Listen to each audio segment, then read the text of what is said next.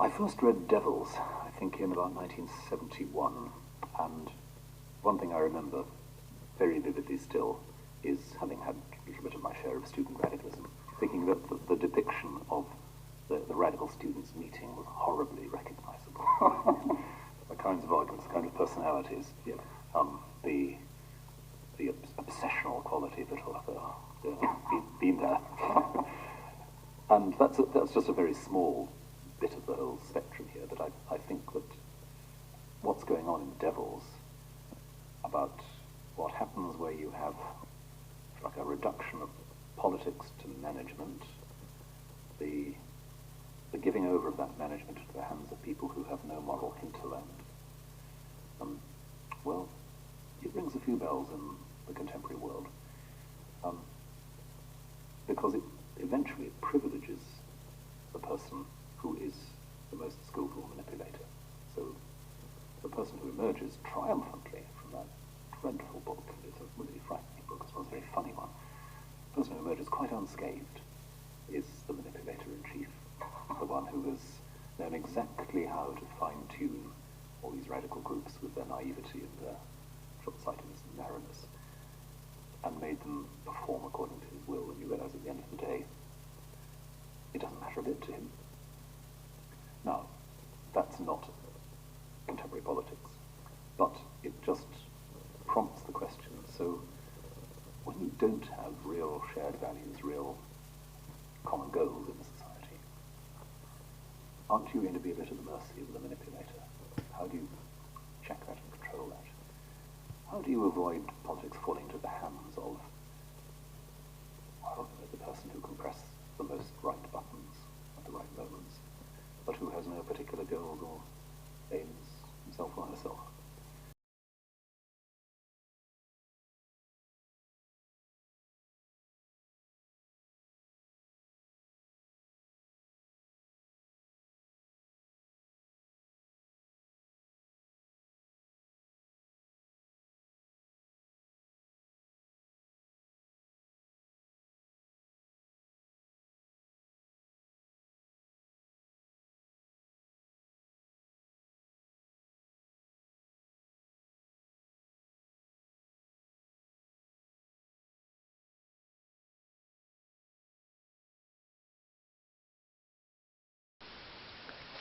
Good evening, Rowan. It's the 15th of April 2016 and it's about 11:30, and obviously I'm making you my usual Friday evening video to reassure you I won't be seducing any priests over the weekend. Just for a change. Anyway, I'm sorry I didn't get to arrest you in Nottingham on Tuesday, but you see, what happened was, I didn't think I could get a ticket for the event because it was sold out, and I was on the waiting list, but I was so depressed thinking that I wouldn't be able to come and arrest you because the event was sold out, that to console myself I spent all my bus fare on eBay. So I would have been there to arrest you, but unfortunately I spent all my bus fare on eBay, so that's quite a tragedy really. But then on the other hand, I did get some nice new things, a new t-shirt and a few other things, so that was quite nice. So it's probably better having a nice new t-shirt than having to look at you. But that doesn't mean I won't have bus fare on a future occasion, so don't worry, I'm sure I'll get to arrest you. And obviously I've got paid since Tuesday, so I could have come and arrested you in Rome, but I was so concerned about my carbon footprint that I didn't do that either. Anyway, I hope you're having a nice time staying with the Pope in Rome, and that you don't get in too late and wake him up. So now, without further ado, I'll move on to the subject of my video. Now, I've just played a clip and shown a bit of an article from the Telegraph just to illustrate that I think that you weren't actually just a regular member of a left-wing clergy group in the 1970s. I think that you infiltrated the group and that you were there for subversive purposes within the group, because this is what globalists do. They employ people to infiltrate activist groups, and I think you were an infiltrator in this group of left-wing clergy. I don't think there were just clergy in the group, because there was a woman who was a member, at least one woman, and they didn't have women clergy back then, so it was a left-wing Christian group, and I don't think you were a regular member of it. I think you infiltrated it. So that's why I've just played those clips, and also to illustrate the fact that you know perfectly well what you're doing with all your manipulative and abusive behaviour. It's quite deliberate and you're fully aware of it. So I'm going on to talk a bit more about this bizarre talk that you gave at St Mary-le-Strand. I think it was on the 8th of April. Before I start though, I want to say that I'm not a coal miner's daughter, in fact. I hope it will become apparent why I put that picture on there.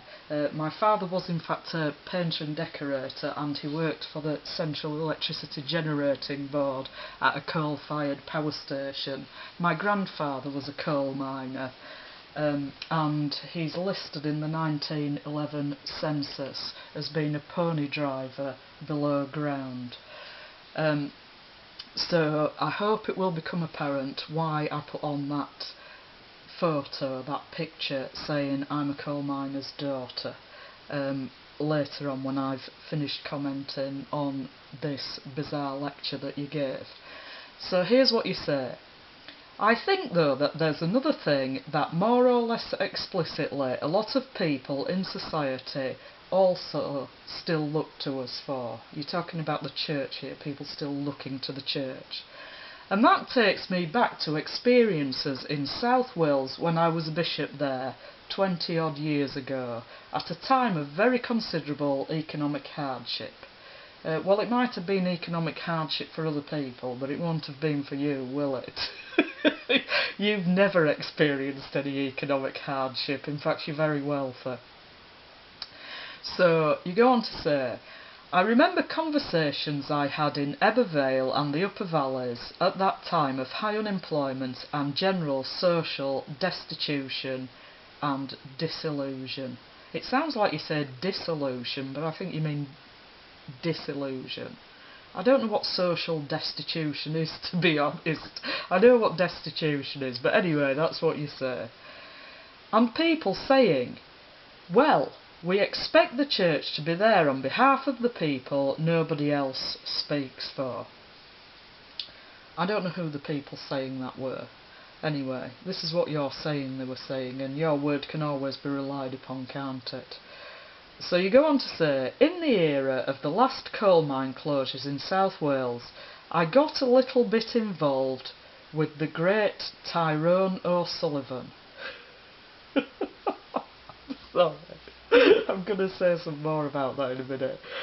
Then Lodge Secretary of the National Union of Mine Workers at Tower Colliery, in the great project of the employees' buyout of Tower Colliery. This redundant colliery ran successfully as a workers' cooperative for many years after the last of the other mines closed down. Well, I think it's a bit late to be talking about the great Tyrone O'Sullivan, Rowan, after you were making fun of people in Welsh mining communities, so you're trying to redeem yourself now by saying the great Tyrone O'Sullivan, who is a person I'm not familiar with, but I did look on the internet and it turns out that he actually has a page on Wikipedia. And on this page on Wikipedia, one of the things that it mentions is that he has 2 daughters. So, I mean, this is the reason why I put this slide on at the beginning, I'm a coal miner's daughter. Because the simple fact is that I could well be a coal miner's daughter, I could well have been Tyrone O'Sullivan's daughter or his wife or some other relative or friend of his. You see, this is the point that you just don't get, Rowan. This is the point that you just don't get. You can't claim to be for the poor when you're trying to screw the poor. You can't claim to be for these people when this is how you treat individuals from communities like this. You're a predator. This is the point I'm trying to make. It's completely pointless, all your political machinations and so on, and all your eloquent speeches and your virtue signalling of how much you're taking care of the poor and struggling for them, and just trying to guilt trip people with a moderate amount of wealth into giving up more control of their resources for your own political ends and not to help the poor at all. But this is how you claim to be championing the cause of women, the cause of gay people, the cause of the poor, which I've said many times before. You don't help the poor by trying to destroy someone's life. You know, you talk about trying to help people escape from poverty. I've been trying to swim for over 20 years with your foot on my head. And this is the point that I'm making. It's no good you saying the great Tyrone O'Sullivan, who has 2 daughters according to his Wikipedia page. Did you turn up at this meeting, which I'm about to quote what you said about this, did you turn up at this meeting and say, oh, by the way, I'm a predator and I try to screw women from mining communities and destroy their lives? Is that what you said? What would Tyrone O'Sullivan have said to you then? What would the other men at the meeting, the other miners and associates, what would they have said to you then? You didn't turn up and announce what a psychopathic scumbag you are, did you? No, you didn't. So all this political posturing is completely meaningless, because the way that you act is the opposite of what you say that you're doing. So anyway, you go on to say, I turned up at one of the meetings about the future of Tower, this is Tower Colliery, to be greeted with these words by Tyrone. It's very nice to see the church here, he said, about 90 years too late, but never mind. Well, Rowan, if he'd known what you were like, they'd have run you out of the door. They'd have run you out of the meeting if they'd have known what you were like. It's no good turning up at meetings and pretending you're supporting these people. I don't even believe in your motives for being there. I think you were trying to check out what was going on and the political activists within the community. That's why I think you were there. You were spying on them. But even if that wasn't true, even if you went there with a good intention, it's completely pointless when you're trying to force yourself on a woman from a mining community, or any other community for that matter. It's pointless. It's meaningless. It's irrelevant. They'd have run you out of the door if they'd have known. But he and others in the National Union of Mine Workers at that time would often say, the unions are here to speak for workers' interests. We know that. We also know that there are quite a lot of people around on the edges of all this who don't have people to speak for them, and that's your job, I was told in so many words, repeatedly, by people in that world. This is in the mining community, you mean, I suppose. That's your job as church. Rowan, I'm from that world, and if they'd known what you were like, they'd have told you to piss off and never darken their door again. That's what people in any community are like, really, apart from the Church of England. They're very loyal to the members of their community, and if they'd known what a predator you were, they would have run you out of town. Make no mistake about it. So nobody would have been saying that to you if they'd known what a scumbag you are. That's how people are in that kind of community. They would have run you out of town. You would have never dared show your face there again. Anyway, I shall leave that there, and I'm going to play this clip of you saying this, and then I'm going to come back and say something else in a minute. I think, though, that there's another thing that, more or less explicitly, quite a lot of people in society also still look to us for. And that takes me back to experiences in South Wales when I was a bishop there 20-odd years ago.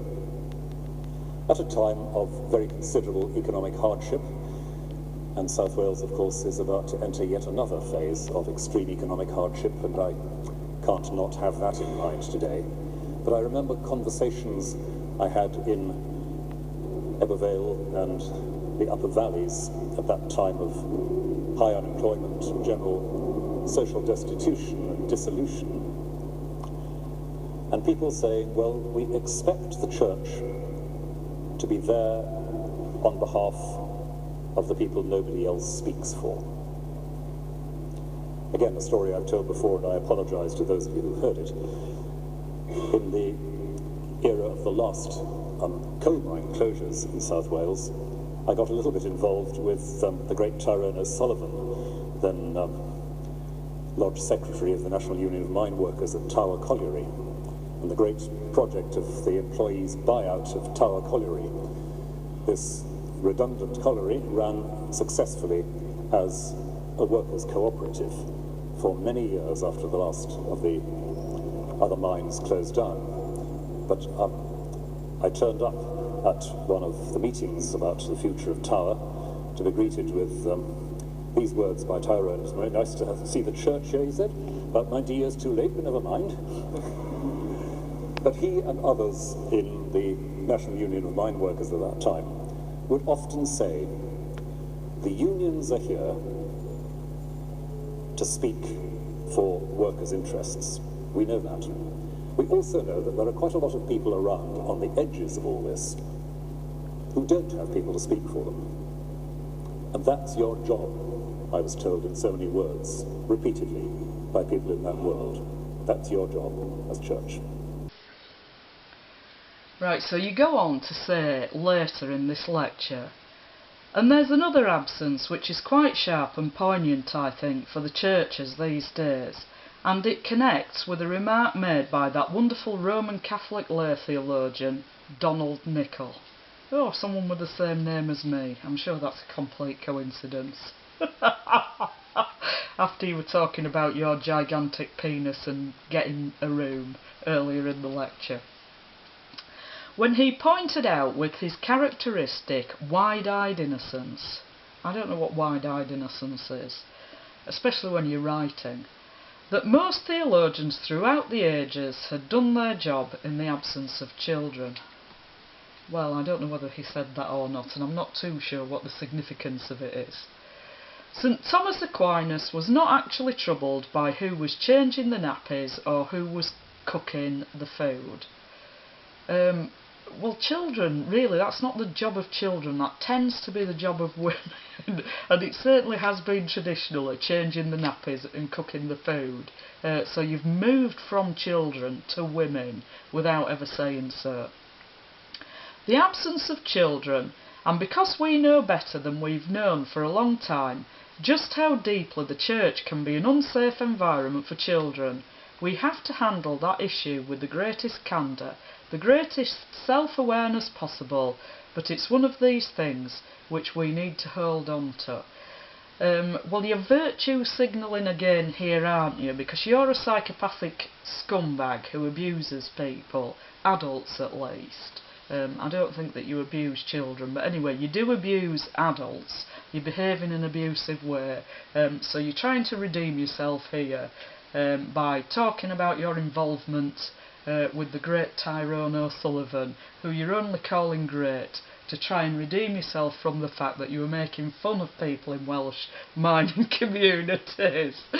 And now you're talking about championing the cause of another group of vulnerable people, children, and this is to make out that you're some kind of hero and that you're saving everybody from the predicament they would otherwise be in the big bad world, which is certainly not made any worse by scumbags like you.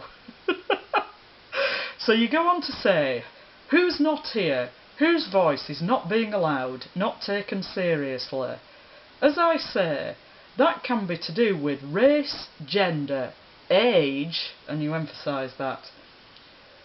And that, of course, means the elderly as well as the very young, and you emphasise young there as well. So, you're saying to the people at this meeting that they have to be paying good attention to who's not there. Well, this is quite ironic, really, because I was in the Church of England for quite a long time. I mean, as an adult, for about 15 years, I was involved with the Church of England. It may have been even longer than that, but I'm not adding it up right now. And no one ever listened to a word I said about anything, and certainly not when I was complaining about David Peat sexually harassing me and wanking himself off in front of me with his hand in his pocket. In fact, rather than making my voice heard, you did everything you could to shut me up, badmouth me all over the world, in other denominations, in places where I worked and so on, as I've said already. So it's a bit late for you to be saying who's not here, because even when I was there, not only did you not listen to me, although I wasn't speaking to you directly about these issues, not only did you not listen to me, you did everything to make sure that nobody listened to me, and that everybody continually rubbished me and rubbished what I said. So you did the opposite of what you're now saying it's important to do. And you're emphasising age and young here to make out that the reason that you didn't take me seriously when I was in my 20s was because I was very young. Well, I was 23 when I first met you, and you tried to get your leg over when I was 25, and you wanted to knock me up as well. So that was the significance of me being very young. If I'd been much older, you wouldn't have fancied me, would you? And you wouldn't have thought of knocking me up. And one of the reasons that you wanted to knock me up, despite the fact that you just want your ill-begotten brats everywhere, which you've already got anyway, but if I'd had a child with you, then that would have tied me to you forever. I would have never got away from you, and that's the reason that you wanted to do that, to get me in your harem so you could be controlling me.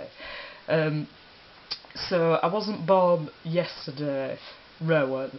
So it's a bit pathetic you to be going on about how you need to make sure that everybody's being listened to, even the people who aren't there, because not only do you not listen to the people who are there, you make sure that nobody else listens to them as well, even if they want to. So you go on to say it can vary from community to community, but it does seem to me that one of the questions that any reasonable, self-aware, reflective Christian community always ought to be asking in any public discussion is, what are the voices we're not hearing here? Well, my voice, Rowan, you kept shutting me up, and you kept making sure that nobody else would listen to me either. And as I said, you even tried to stop me from saying hello to a cardinal after a service, when I didn't even know all of this was going on. So you go on to say, which is why I was very pleased indeed, even before the vote in favour of women bishops in the Synod. This is the General Synod of the Church of England, that a number of senior women clergy were invited into the deliberations. And you say that in a very strange way. You're trying to make it sound like these deliberations are very important. You're probably discussing the menu or something like that. A number of senior women clergy were invited into the deliberations and discussions of the House of Bishops, among other things as a simple reminder of a voice that was not officially registered. Well, there's several things to say in relation to this. First of all, senior women clergy were only invited into the deliberations of the House of Bishops after the General Synod voted against women bishops. And this was at the end of your office as Archbishop of Canterbury. It was at the end of 2012, and you left office about a month later, not more than 2 months after that. So there were never any women clergy, senior women clergy in the House of Bishops when you were Archbishop of Canterbury. You'd already left office, and now you're no longer in the House of Bishops, and there were never any women clergy in the House of Bishops when you were in the House of Bishops. And the second point to make is, in the Church of England then, I'm assuming you have to be in the House of Bishops before anyone listens to a thing you say, because, you know, I was a woman in the Church of England and nobody listened to a word I said. They were listening to scumbags like you and your minions.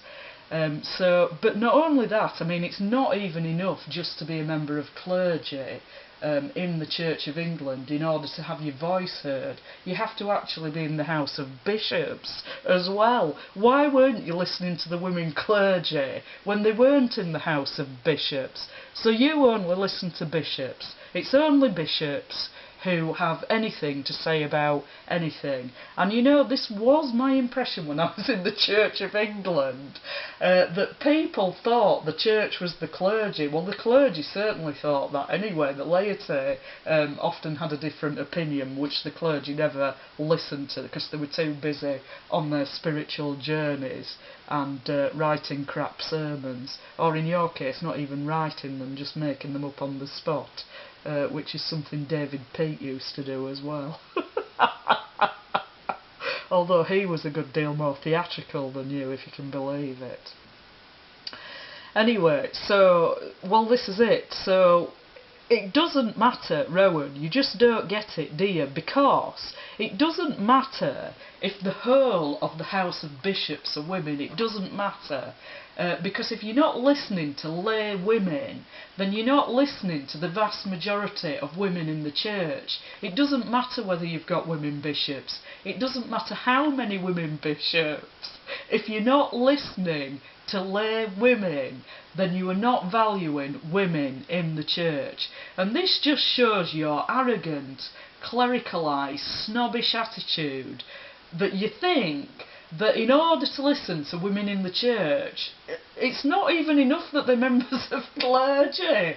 They have to be in the House of Bishops. This is your attitude. You've got a very hierarchical sense of the church and who can be listened to and so on. And many people have this impression of the Catholic Church that it's very clericalised. But my experience of it is that it's nothing like as clericalised as the Church of England, because unless you're a member of clergy in the Church of England, you might as well cease to exist. And it seems now, from what you've said, that even being a member of clergy isn't enough. You have to be in the frigging House of Bishops.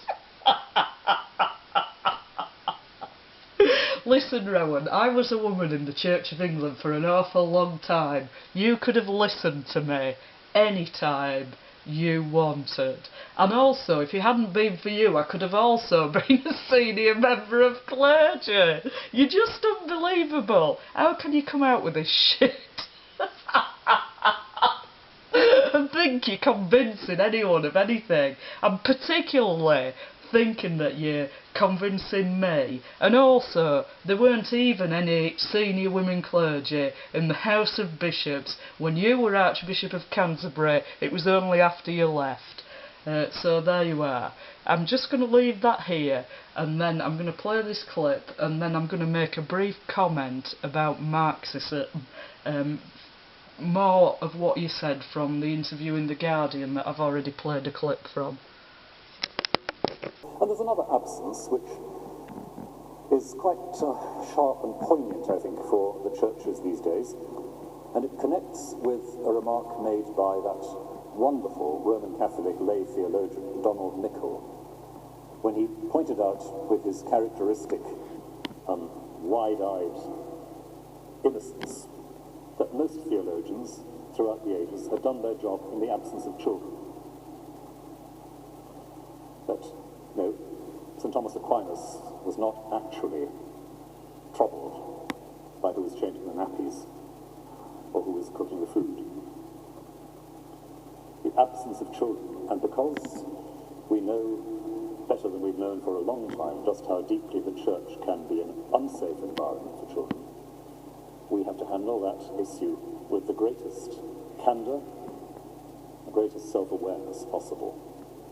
But it's one of those things which we need to hold on to. Who's not here, whose voice is not being allowed, not taken seriously? As I say, that can be to do with race, gender, age, and that, of course, means the elderly as well as the very young. It can vary from community to community, but it does seem to me that one of the questions that any reasonable, self-aware, reflective Christian community always ought to be asking in any public discussion is, what are the voices we're not hearing here?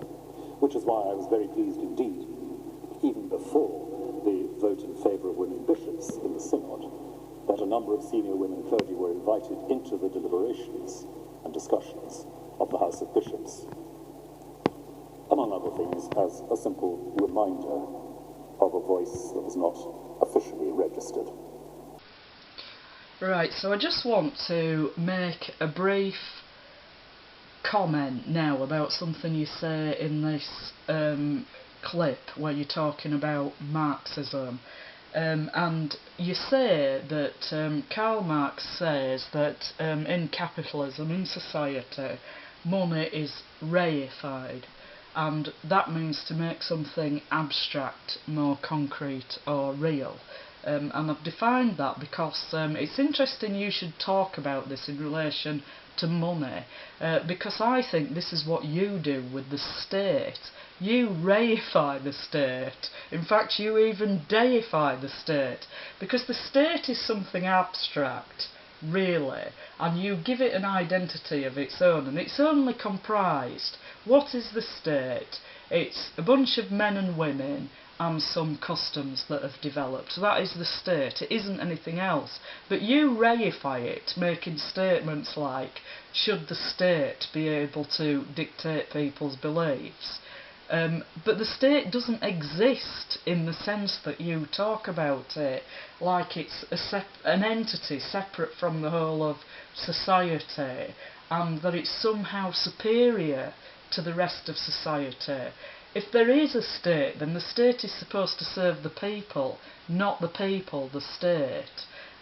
Which I could also say about the Church of England, that the clergy is supposed to serve the people and not the people the clergy. But that was certainly the impression I got from the majority of clergy I came across in the Church of England. So I just wanted to make that point in relation to the state, that the state is something you reify. So why don't you think that one over? So I'm going to play this clip from this interview now, and then I'm going to put on a little piece of information about communism that I think you should know. So I'll leave it there for now, but obviously I'm not going to be seducing any priests over the weekend. And obviously I'll be reassuring you of that on Sunday or Monday as well. So have a good weekend, and I hope you've canoed all the way to Rome. Because you don't want to be increasing your carbon footprint, do you? Heroic eco-warrior like you. So I'll leave it there, and I'll look forward to talking to you again on Sunday. Hasta la próxima. You wrote about Marx the other week, and you cited, obviously there are going to be slight areas where you were apart from Marx, but nonetheless the bewitchment of our society by a form of unbridled capitalism is something which you frown upon and he frowned upon. The idea that I think most struck me when I read Marx first years and years ago was this notion that unbridled, overambitious capitalist venture always leads you to, in the jargon, to reify what you're talking about. Here is money, which is actually a medium of exchange and action between specific agents. Here is this thing treated as if it were not an object with a life of its own. And Marx is pretty sharp on that. That's why he saw the capitalist error as he would regard as rather like the religious error. You're talking about something as if it had a life of its own, whereas God is just a function of how we relate to one another. Money is just a function of how we relate to one another. Now, I think obviously he was wrong about God in a big way, but some of what he said about money was right, and he'd just put his finger on that persistent temptation to treat what's actually within our reach and our agency as if it were outside.